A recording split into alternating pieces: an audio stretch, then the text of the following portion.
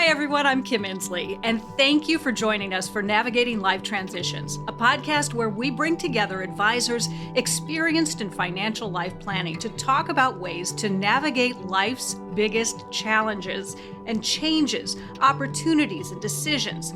We cover milestones, everything from a growing family to losing a loved one, promotions to retirement, marriage to divorce. Anything that could benefit from the guidance that a financial advisory team can provide. So today, we're asking the all-important question, how do I know if I'm ready to retire? And joining me for this discussion are three advisors from JNBA Financial Advisors, serving clients in Minnesota, Florida, and throughout the United States. Elise Houston, Stephanie Rossi, and Noel Silker, who will help individuals navigate this decision and change on a daily basis. This is their job. And our focus today is on navigating change as you head toward retirement. So Elise, I'm going to start with you. First of all, what is it about helping people plan for their retirement goals that gets you really excited? Because this is a conversation you have daily. Yeah, it really is. And I would say, so for most JNBA team members, likely the reason they got into this industry is due to the fact that they enjoyed numbers. Maybe they were good at finance. It was something that felt natural to them. But the thing that I would highlight now is that the most important part, or the thing that truly gets us out of bed every day, is that ability to really help people, the desire to genuinely be a resource for them and hopefully make their life better. So as a fiduciary, when we give you advice, it's because we really believe it is in your best interest. And the goal at the end of the day is for us to be able to help our clients or the families we work with live out their goals, align resources to what's important to them, and navigate all the changes in life that come their way. Because it's a lot. So Noel, when you have clients walk in, what makes you excited about that retirement conversation that you might have with them? Yeah, probably the aspect of the job that I enjoy the most is that we're really, at the end of the day, just building relationships with people. Mm-hmm. And through the work, we're empowering them to make meaningful decisions on their lives and putting themselves on a path where they're going to be able to realize their aspirations and goals. And being along for that journey, it's really fun, and it's great to just be along for the ride.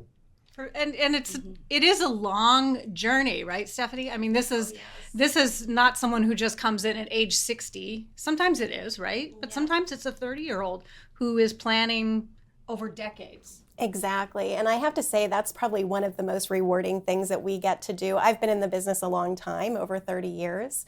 So I've had the opportunity to really work with a lot of these people from early on until they get to that retirement, goal. And it's just so fun to see them, so excited about actually reaching it, and being able to enjoy their lives, for sure.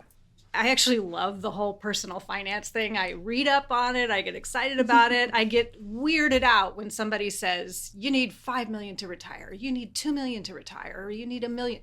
I don't know what that number is. So there are a lot of things to consider when you retire. So Elise, I'll start with you again with this question.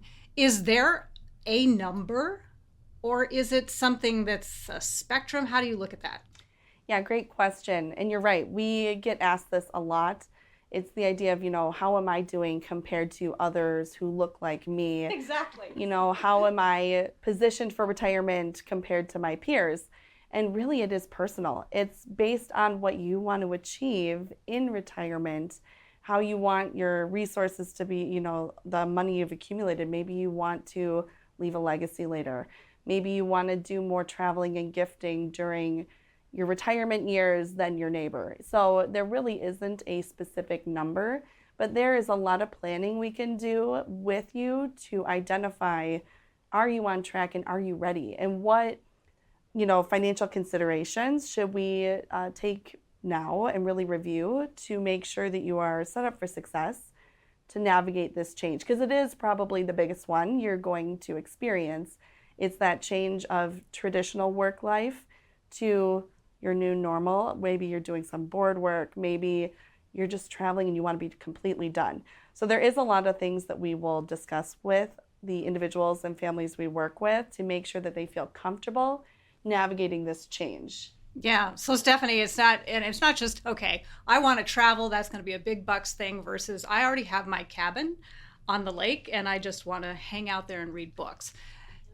Once you get past the numbers, there are a lot of steps you need to take to make sure that those numbers work for you. So can you take us through some of those? Yeah, so absolutely. So I think the most important thing is for us to really know the client, right, and what their goals are.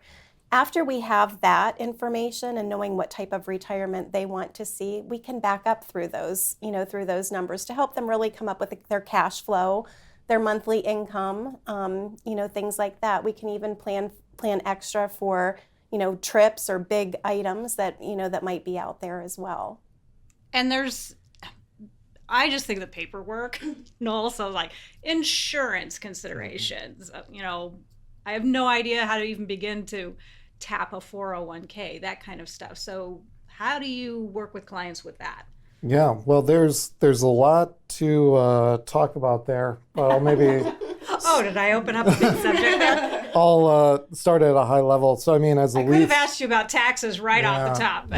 Well, I think as Elise said, along with retirement, there's a lot of change going on. Yeah.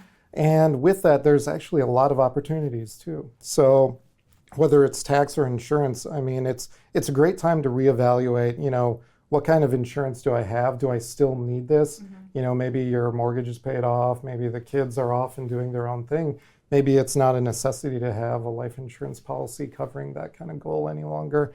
I think when you look at other types of insurance like long-term care, really that's the sweet spot for evaluating if you need it, what type you should have, things of that nature. And then on a similar note, if you're planning on retiring early, ensuring that you have health insurance coverage before Medicare kicks in is incredibly important because we know it's one of the main reasons why people end up working to the age of 65 is just given the expense of private insurance during those years. So. It's huge, absolutely huge. And then you have couples who may turn 65 at different points, obviously, on the time spectrum. And then the other thing, when do you take Social Security? That's a huge question. And it's almost like rolling the dice, right? Again, that is a great example of where we can run the numbers to show you exactly when, if you think you might live past your 80s based on family history, this is the most optimal time frame to claim Social Security. But that's another case where it might come down a little bit to personal preference. And at the end of the day, our goal is to share what we think is in your best interest, what's the most optimal solution. But we understand too that if starting Social Security a few years earlier, maybe not delaying till 70 and starting at your full retirement age, helps you to feel more comfortable and confident in retirement, and you're not really giving up all that much in a long-term benefit, then that's something that we will discuss and explore. It has to be the right fit for that person, and then as long as they understand the potential financial impact as well. Which can be pretty big, right? I mean, it's not a small amount between age 62 and age 70. So it's a huge difference between age 62 and age 70. Once you reach full retirement age, you also get about an 8% increase between, say, your full retirement age is 67. That would be ours, right?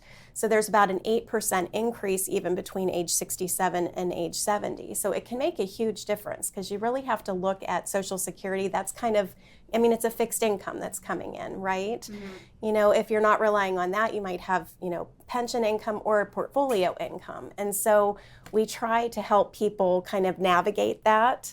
Maybe we want to spend the portfolio earlier on, and then we want to have them wait until age 70 to take Social Security, just to kind of,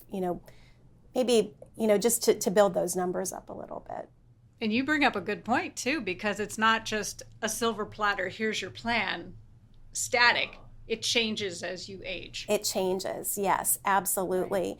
And we're constantly looking at those financial plans too. The retirement projections that we run for clients, we automatically run every couple years, every 3 years, unless there's a big event and they want to see something, something different. But it's a work in process for sure. And especially those few years before retirement and then immediately following, it is a topic of conversation every time because we have the pleasure of watching individuals retire all the time, and we get to see them successfully navigate it and start to live this new life in retirement. But for that individual, it's their first time, and there's oftentimes a lot more concern or questions or potentially even anxiety around just, am I ready? Which is a lot of the role that we play, is helping them to feel comfortable with that. And it's not all about the finances, right? So Noel, there's the money side, and then there's actually getting your brain wrapped around this idea that you're not the doctor anymore, you're not the CEO anymore, you're not the executive assistant anymore, you're retired. Yeah, there's actually, it might surprise a few people, but there's a huge emotional component in a lot of these financial decisions, and especially when it comes to retirement, given the uncertainty that's wrapped up in that. I think, there are folks that have a very defined retirement plan, and they have a vision of what they want their future to entail. But for most people, it is, as Stephanie said, it's a work in progress. It's something that they have to put a lot of thought and effort into, especially so if, the retirement decision wasn't necessarily in their full control, whether, they have to step away to care for a family member, or they get let go from a job, or maybe it's like health, injury, or illness that ends up causing it. There's a lot of uncertainty and at times anxiety wrapped up into that retirement question. I think you'd be surprised too, just the variability in how people end up defining retirement. You have people where it's the typical, I'm going to spend 3 months of the year down in a warmer part of the country or the world. But other people define it more in terms of being a part of the community, volunteering, spending time with their families. So it really changes depending on who you talk to. And I'm sure the clients that you've dealt with, they run the gamut, right? Yeah, absolutely. In Minnesota, a very common one is, retiring to the cabin that they've recently renovated. But it really changes when you're looking at, somebody might sell all their possessions and buy a nice boat and be cruising around the Caribbean, or they might be planning a trip of a lifetime, whether that's in South America or Antarctica or what have you. So again, it really changes depending on who you're talking to. And again, those all have financial implications. So that's actually part of what you do at JNBA. Our goal is to help couples or individuals really think through and try to visualize what this next phase of their life could entail before they get there. That is a lot of the work, the 5 to 10 years before we think they want to retire. If they've identified, I want to be done by 65, then in preparation for that, a lot of our conversations are about trying to visualize and picture yourself on the other side of 65. How do you plan to fill your day? What would bring you a lot of joy? What, quality of life is something different to each person. And that is really truly to where the financial component comes in, because maybe it is just taking one retirement trip and inviting your kids and grandkids. Maybe it's ongoing trips. Maybe it is a second home or downsizing your home. There's so many different ways to live out that retirement dream. So identifying what it is for you that's going to bring joy and purpose and meaning, I think that that's the most important part, because then we can better say whether or not your financial resources are aligned with those goals. What adjustments or tweaks should we make? Could you even do that sooner? Based on what you've shared with us, you actually have the financial means to realize that dream sooner. That's also a really fun conversation to get to have with individuals, is getting them there as quickly as possible too. Yeah, because I'm sure you have. So, personally, I have been taught save. So switching your mind over to spending that nest egg is a hard one. But I know that you've seen things with clients go south where they just wanted to hang on to everything. They ended up not enjoying something, and then something tragic happens, and there's no opportunity to enjoy that retirement. Yeah, I've had a few cases where the people I worked with were incredible savers. I don't know if they spent a penny during their working years, but unfortunately, just after they finally made the decision to retire, for whatever reason, ended up passing away shortly after. And something we always like to bring up with clients is it's a balancing act. So you can't just live for the future and live for retirement. You have to live a little bit in the moment. Live now. Yeah, so it's a little bit of spend some money now and save for the future simultaneously, which can be a hard dynamic to master. But your job is to get them, pull them through that dynamic, right? Exactly. Make sure they don't run out. What else, as we kind of wrap things up here, would your advice be to people? And I'll go round robin here, starting with you, Stephanie. What should people be thinking about as they approach retirement? So I think number one is they need to make sure they plan ahead. You know, a lot of people just kind of get to that retirement spot where they've saved, they've done everything that they're supposed to do, but they don't know how it kind of all calculates out. What's their retirement going to look like, you know? So I think number one, it's very important to plan ahead. It's very important to work with a professional. If they don't feel that they're able to do it on their own, you know, definitely work with a professional to help them kind of navigate that whole, you know, scenario. And then I think the other thing that I just wanted to point out, which was something that we talked about earlier, the ideal retirement is different for everybody. And I would just encourage people to really spend some time, and not just with themselves, but with their spouse as well, and talk about what that ideal retirement really looks like for them. You know, I agree.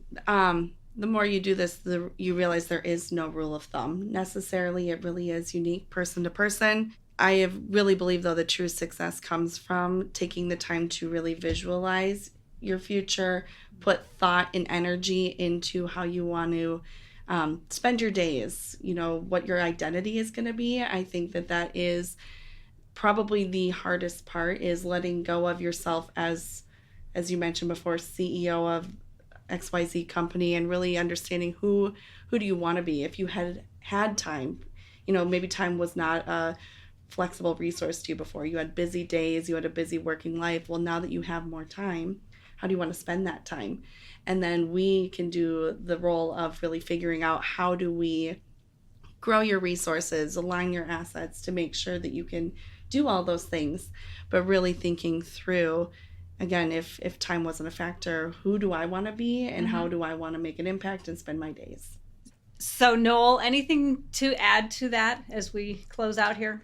Yeah, I think those were some really good points. And just to add, I'd say for a lot of people, these topics can be incredibly intimidating if you don't deal with them on a regular basis, such as we do.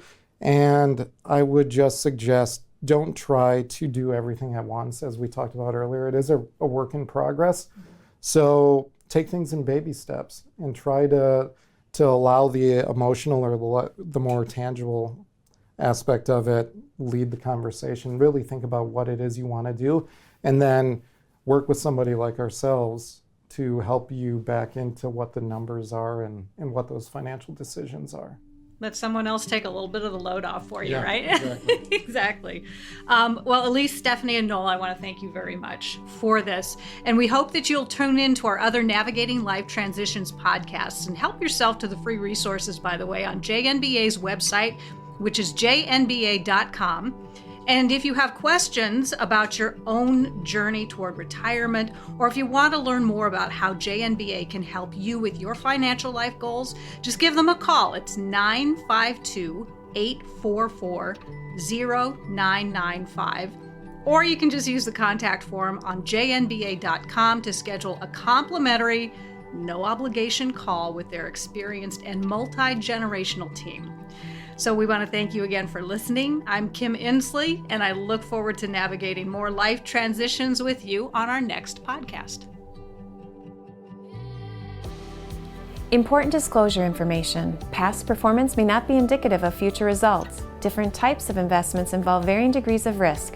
Therefore, it should not be assumed that future performance of any specific investment or investment strategy, including the investments and/or investment strategies recommended and/or undertaken by JNBA Financial Advisors, or any non-investment related content made reference to directly or indirectly in the podcast, will be profitable, equal any historical performance levels, be suitable for your portfolio or individual situation, or prove successful. JNBA is neither a law firm nor a certified public accounting firm, and no portion of its services should be construed as legal or accounting advice. Moreover, you should not assume that any discussion or information contained in this podcast serves as a receipt of or as a substitute for personalized investment advice from JNBA. Please remember that it remains your responsibility to advise JNBA in writing if there are any changes to your personal, financial situation, or investment objectives for the purpose of reviewing, evaluating, revising our previous recommendations and/or services, or if you would like to impose, add, or to modify any reasonable restrictions to your investment advisory services. A copy of our current written disclosure brochure discussing our advisory services and fees is available upon request. The scope of the services to be provided depends upon the needs of the client and the terms of the engagement.